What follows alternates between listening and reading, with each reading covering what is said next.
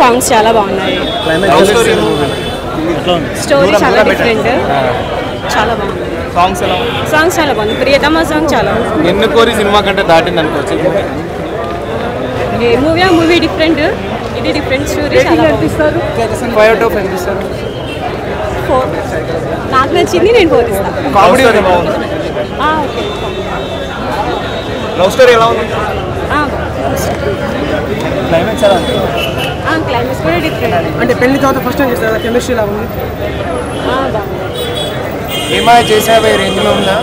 అంత range. So మూవీలో plus point వచ్చేసరికి హీరోయిన్ యాక్టింగ్. ఇద్దరు హీరోయిన్స్ బాగా చేశారు. తర్వాత నాగ చైతన్య యాక్టింగ్, అసలు నాగ చైతన్య క్రికెట్ రాదు అని చెప్పేసి ఇంటర్వ్యూలో చెప్పడం జరిగింది కదా. కానీ నాగ చైతన్య కూడా ఆల్మోస్ట్ కొంచెం క్రికెటింగ్ షాట్స్ అవి కొంచెం ఇట్లా ఉన్నా కానీ సినిమా అయితే బాగా తీసుకెళ్లారు. Story main plus point, lyrics, dialogues అంతా క్రేజీ ఉంది.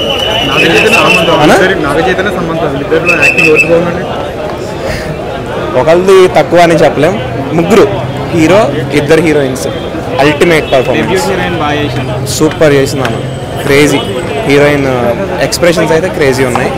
చెప్పినా కదా, సమంత, నాగ చైతన్య, దివ్యాంశు ముగ్గురు ఒకే రేంజ్లో తీసుకెళ్లారు సినిమాని. ఒకరు తక్కువ అయితే కామెడీ అయితే ఫస్ట్ హాఫ్ కానీ లాస్ట్లో కానీ చాలా అంటే మనకి ఎమోషనల్ డైలాగ్ చెప్తారు.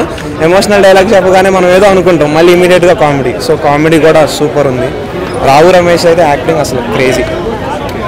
రావు రమేష్ ఇంకా పోసాని కృష్ణమురళి అయితే అసలు చించేశారు యాక్టింగ్.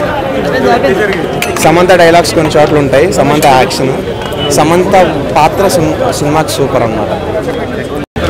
సమంత అయితే సెకండ్ హాఫ్లో చాలా సార్లు ఏడిపించేసింది. తన యాక్టింగే హైలైట్ సినిమాకి. వాళ్ళిద్దరి కోసం సినిమా చూడొచ్చు.